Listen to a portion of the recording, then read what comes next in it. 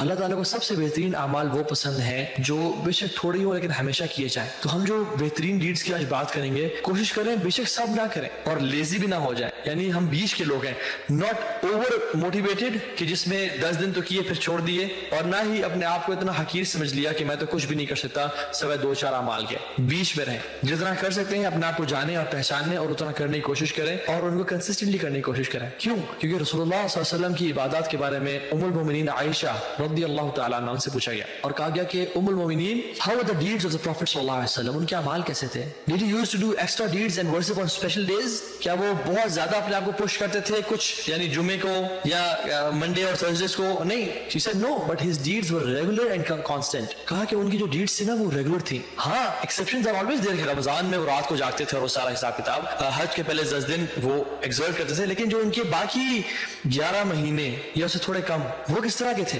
ہمارا گراف پتہ کیا ہوتا ہے؟ رمضان میں ایسے پیک پہ گئے پھر ایسے اتنا برا گرے کہ پھر اٹھے ہی نہ, اور پھر حج کے 10 دنوں میں کچھ اوپر گئے پھر گرے کہ اگر رمضان تک اٹھے ہی نہ. لیکن رسول اللہ صلی اللہ علیہ وسلم کا ایک ہائی لیول آف عبادات ود کنسسٹنسی اور رمضان میں مزید بڑھ جانا ان کا یہ ہوتا تھا, اور وہ رسول اللہ صلی اللہ علیہ وسلم تھے. ہم لوگ بھی اپنا دیکھیں کہ ہم بھی جتنے ایکشنز کر سکتے ہیں وہ ہم مینٹین کریں اور رمضان میں یہ تھوڑا بڑھا دیں. تو انہوں نے کہا کہ no but his deeds were regular and constant, اور پھر کیا کہا کہ and who among you is able to do what the Prophet صلی اللہ علیہ وسلم was able to do in worshiping Allah سبحانہ وتعالی. تم لوگوں میں سے کون ہے جو وہ کر سکتے ہیں جو رسول اللہ صلی اللہ علیہ وسلم کیا کرتے تھے؟ یعنی آپ صلی اللہ علیہ وسلم تو راتوں کو تہجد میں کھڑے ہوتے اور اتنا لمبا کھڑے ہوتے کہ ان کے پاؤں سوج جاتے. 1.5-2 گھنٹے کی تراویح سے یا عبادت سے پاؤں نہیں سوجتے. ہم بھی کھڑے ہوتے ہیں رمضان میں جس دن کوئی لمبی صورت پڑی جائے تو. یہ تقریباً 3 سے 4 گھنٹے کی تہجد اور اس میں کانسٹنٹ کھڑا ہونا اور اللہ کی حمد و ثنا بیان کرنے سے پاؤں سوجتے ہیں. اور ان کے جو he was a commandant, he was a father, he was a husband, he was a qazi, he was everything of Medina, yet he used to strive in the ibadah of Allah subhanahu wa ta'ala. صحیح بخاری صحیح مسلم کی حدیث ہے,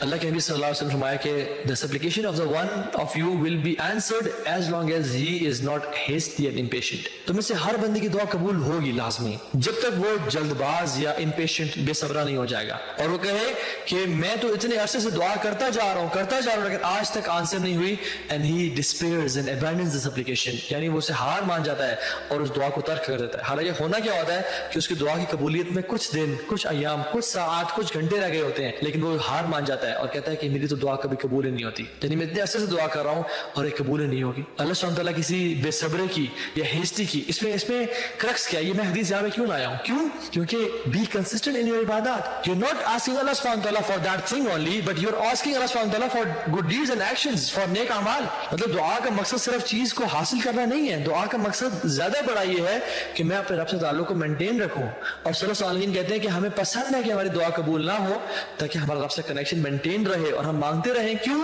کیونکہ جب ہماری دعا جلدی قبول ہو گئی ہم نے دعا مانگنا ہی چھوڑ دی اور ہمارا تعلق اللہ سے ٹوٹ گیا. سبحان اللہ. ان کی ذہن, ان کی سوچ کیسے تھی؟ الحسن بن علی بن ابی طالب رضی اللہ تعالیٰ عنہ وہ کہتے ہیں کہ جب بھی تم میں سے کسی کو دیکھتا ہے, when Shaitan looks at you and sees you persistent in your obedience to Allah subhanahu wa ta'ala, he will do his utmost to deceive you. If he sees you that you are still persistent, he'll give upon you and he'll leave you. He'll give upon you and leave you. However, if he sees that you're altering between this and that, then he will have hope in you. Allahu Akbar. کتنی deep بات یہ کہا کہ جب شیطان تم میں سے کسی کو دیکھتا ہے کہ وہ کنسسٹنٹ اور پرسسٹنٹ ہے تو وہ تم پہ ٹرائی کرتا ہے کہ تمہیں ڈیسیو کرے, پھسلائے اور تمہیں لیزی لیتھارجک کر دے. اور جب وہ دیکھتا ہے کہ نہیں یہ بندہ یا بندی ابھی تک پرسسٹنٹ ہے اور اس کو نہیں چھوڑا تو تم سے ہوپ ہار جاتا ہے. وہ کہتا ہے کہ یار یہ بندہ میرے کام کا نہیں ہے, اس کو میں نہیں ہرا سکتا. لیکن جس شخص کو وہ دیکھتا ہے کہ وہ آلٹر کر رہا ہے, کبھی 5 نمازیں باجماعت, کبھی 4 باجماعت اور ایک گھر میں پڑھ لی, کبھی 12 رکعتیں پڑھی, کبھی چھوڑ دی, کبھی نماز کے بعد اذکار کیے, کبھی چھوڑ دیے,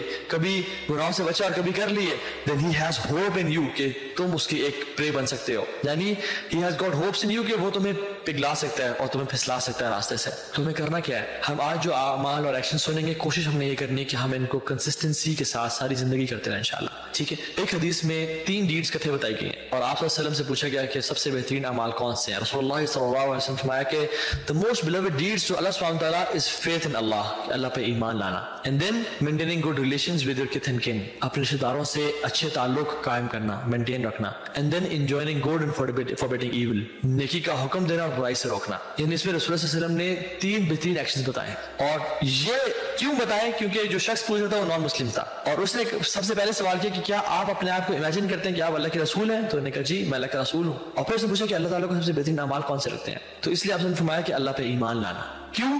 کیونکہ ہم لوگ جو اکثر سوچتے ہیں نا کہ دیکھیں جی وہ جوز بھی ٹھیک ہے جنت میں جائیں گے، کرسچنز بھی جائیں گے، مسلمان بھی جائیں گے، ہندو بھی جائیں گے، سب اللہ سے جوڑنے کے راستے ہیں. یہ بہت بڑی فیلسی ہے، بہت فیک کانسیپٹ ہے. قرآن میں کلیئرلی آتا ہے وَمَن يَبْتَغِي غَيْرَ الْإِسْلَامِ دِينًا فَلَن يُقْبَلَ مِنْهُ وَهُوَ فِي الْآخِرَةِ مِنَ الْخَاسِرِينَ. کہ جس نے اسلام کے علاوہ کوئی دین کو پریفر کیا، چوز کیا، آنر کیا، اس کو چاہا اپنے لیے، فَلَن يُقْبَلَ مِنْهُ. آپ کھول کے ترجمہ پڑھ لیں اگر آپ کو شک ہے کہ میں غلط ترجمہ کر رہا ہوں گا، کسی بھی قرآن کو کھولے، کسی کا ترجمہ پڑھ لیں. وَمَن يَبْتَغِي غَيْرَ الْإِسْلَامِ دِينًا فَلَن يُقْبَلَ مِنْهُ. وہ اسلام کے علاوہ کسی اور دین کو پریفر کرے گا، چوز کرے گا، جس کو سلیکٹ کرے گا، اسے قبول کچھ نہیں کیا جائے گا. وَهُوَ فِي الْآخِرَةِ مِنَ الْخَاسِرِينَ.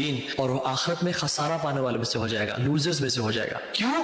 ایک اور جگہ قرآن میں ان الدین عند اللہ الاسلام، بے شک دین جو ہے وہ اللہ کی نظر میں اسلام ہی ہے. پورا اگر قرآن آپ کھول کے دیکھیں تو سمجھ ہی آتی ہے کہ جو اللہ پہ، رسولوں پہ، کتاب پہ، اللہ کے نبی پہ ایمان لے کے آیا وہی تو کامیاب ہے، اس کے علاوہ کوئی انسان کامیاب نہیں ہے. ہاں ایک دو آیات میں آتا ہے کہ جو اللہ پہ آخر دن پہ ایمان لے کے آیا، چاہے وہ یہودی یا نصاری ہو، وہ جو ہے نا وہ پار ہو جائے گا. لیکن اس کی جو تشریح ہے وہ قرآن نے اپنے اندر بار بار کی کہ اللہ پہ ایمان لانے کا مطلب کیا ہے کہ جو اللہ نے اپنا رسول بھیجا اس پہ بھی ایمان لے کے آنا. یہ اللہ پہ ایمان لانے کا مطلب ہے. اللہ پہ ایمان لانے کا مطلب کیا ہے کہ جو اللہ کا کلام ہے، جو اللہ کی اسپیچ ہے، جو قرآن مجید ہے، اس پہ بھی ایمان لے کے آنا. اللہ پہ ایمان لانے کا مقصد ہے کہ اللہ کے بھیجے ہوئے تمام انبیاء پہ ایمان لے کے آنا. حضرت عیسیٰ بھی اللہ کے نبی تھے، موسیٰ بھی اللہ کے نبی تھے، ہارون بھی تھے، آدم بھی تھے، شیس بھی تھے، نوح بھی تھے. یہ چیز ہوتی ہے. تو کسی ایک آیت کو اٹھا کے اس کو سمجھنے کی کوشش کرنا دین کو، دس از رانگ کانسیپٹ. قرآن کو پورا سمجھنا ہے تو ہمیں قرآن کو پورا پڑھیں. اور یہ میں نہیں کہتا کہ آپ قرآن کو نہیں سمجھ سکتے، آپ نہیں پڑھ سکتے، یہ بہت غلط کانسیپٹ ہے. جیسے کیتھولکس نے، کرسچنز نے یہ کہا تھا کہ تم جو ہے نا بائبل کو نہیں پڑھ سکتے ہو. یہ اسی ریاکشن کی وجہ سے پروٹیسٹنٹس کھڑے ہوئے اور انہوں نے پھر اپنا دنگا فساد کیا. ہم نہیں کہتے ایسا. قرآن ہر انسان کے لیے ہے، قرآن کو ہر انسان پڑھ سکتا ہے اور سمجھ سکتا ہے.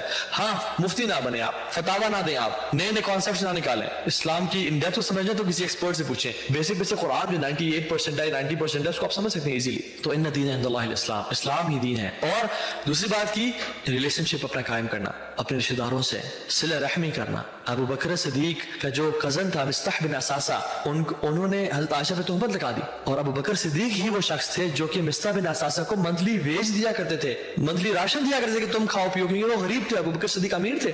لیکن جب دیکھا کہ وہ شخص جس نے ابو بکر صدیق کی بیٹی پہ جھوٹی تہمت باندھی اور وہ شخص اس کو میں کھلاتا پلاتا ہوں، وہ ایسے کام میں شامل ہو گیا، تو غصے میں آیا اور کہا کہ آج سے بعد تمہیں میں کبھی نہیں کروں گا ایسا، تمہیں میں کبھی ویج نہیں دوں گا. اللہ تعالیٰ نے قرآن کی آیات نازل کر دی، فَلْيَعْفُوا وَلْيَصْفَحُوا، تم پارڈن کرو، لوگوں سے ریکنسائل کرو، معاف کرو ان کو.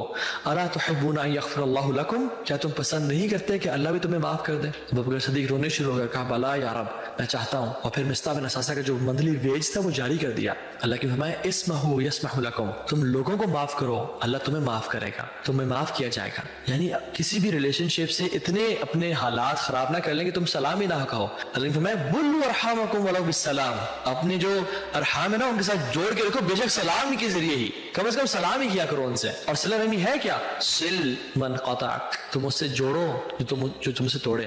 واعطی من حرمک، اس کو عطا کرو جو تم سے روکے، جو تم سے چھینے. واعفو عمن ظلمک، اس کو معاف کر دو جو تم پہ ظلم کرے. یہی تو صلہ رحمی ہے. آپ مجھ پہ احسان کریں، آپ مجھے گفٹ دیں، میں آپ کو گفٹ دوں، آپ میرے ساتھ بھلائی کریں، میں آپ سے بھلائی کروں، یہ تو احسان کا بدلہ ہے. حل جزاء الاحسان الا الاحسان، کیا احسان کا بدلہ احسان نہیں ہے؟ یہ تو احسان کا بدلہ ہے. صلہ رحمی کیا ہے؟ کہ جو توڑے اسے جوڑو، جو ظلم کرے اس کو معاف کرو، جو روکے اس کو عطا کرو. معاذ بن جبل کو اللہ کے نبی نے جو لاسٹ ایڈوائز کی تھی وہ کیا کی تھی؟ احسن خلقک للناس یا معاذ بن جبل، اے معاذ اپنے اخلاق کو لوگوں کے لیے بہتر رکھنا، مسلمانوں کے لیے نہیں، للناس تمام انسانوں کے لیے اپنے اخلاق کو بہتر کرنا. انفارچونیٹلی آپ دیکھتے ہیں مسلم معاشرے میں خود بڑا چیز کو دیکھتا ہوں اور ڈسپوائنٹڈ فیل کرتا ہوں کہ نمازی مل جائیں گے آپ کو، حج کرنے والے مل جائیں گے آپ کو، روزے رکھنے والے بھی مل جائیں گے، صدقہ خیرات دینے والے مل جائیں گے، لیکن اچھے اخلاق والے نہیں ملتے. یعنی اچھا اخلاق کیا ہے؟